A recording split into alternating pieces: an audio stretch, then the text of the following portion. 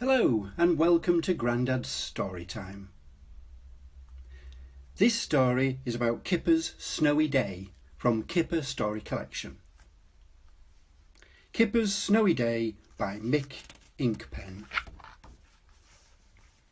It was a new morning and it was snowing. Huge cotton wool snowflakes were tumbling past Kipper's window. "Yes," said Kipper, jumping out of his basket. "Yes, yes."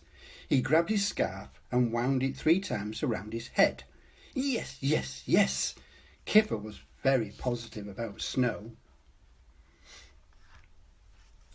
Kipper rushed outside. The snow lay deep and smooth and new, like an empty page waiting to be scribbled on. He made a paw print and then another. And then with a whoop, he went charging round and round, crisscrossing this way and that, until the garden was full of his tracks. Kipper stopped to catch his breath, letting the swirling snowflakes melt on his tongue. Then he fell backwards into the snow and lay there panting. When he stood up, he found that he'd made a perfect Kipper-shaped hole. He tried again, and then he tried a different shape, and another. "I bet Tiger hasn't thought of this," he said, and ran off to find his best friend. Kipper found Tiger at the top of the big hill. He was wrapped up in a fat bundle of silly woolly clothes. Kipper plopped a friendly snowball on top of his head. "Hello," said Tiger. Tiger pointed up at the sky. A watery sun was seeping through the grey clouds. "It won't last," he said. "It's all be gone by tomorrow. There's a warm wind coming." Tiger was like that. He knew things. But this was not at all what Kipper wanted to hear.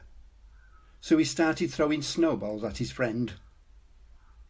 Tiger was very easy to hit because the silly woolly clothes were wrapped so tightly around him that he could hardly move.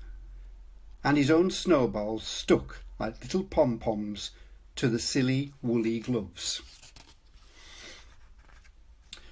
"Look at my new game," said Kipper, falling backwards into the snow. "You get up very carefully, and there you are."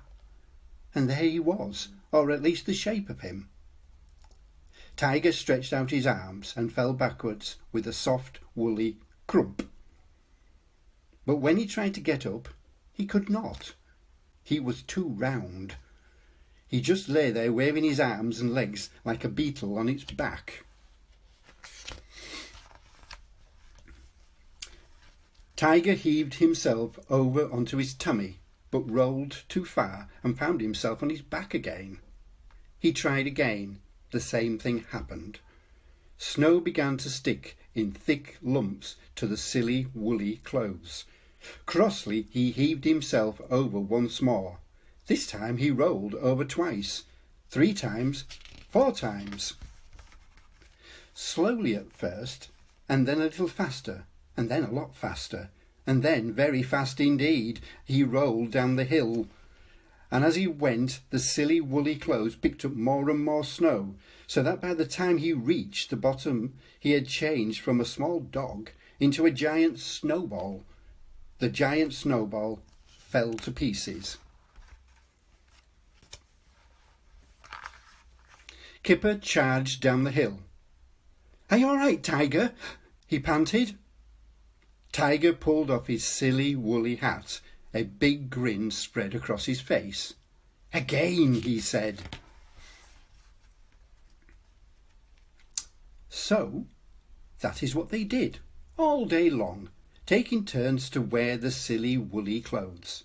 And by the time the sun began to dip towards the hill, making their shadows long and skinny, they had rolled enough snow to the bottom to build a giant snow dog. They watched their shadows lengthen and fade. "It'll all be gone by tomorrow," said Tiger. "There's a warm wind coming." But for once, Tiger was wrong. The warm wind stayed away, and that night another snowstorm smoothed out all of Kipper's paw prints, making the garden like a clean, white, empty page once more. And the snow dog stood at the bottom of the big hill wearing Tiger's silly woolly clothes. For almost 3 whole weeks.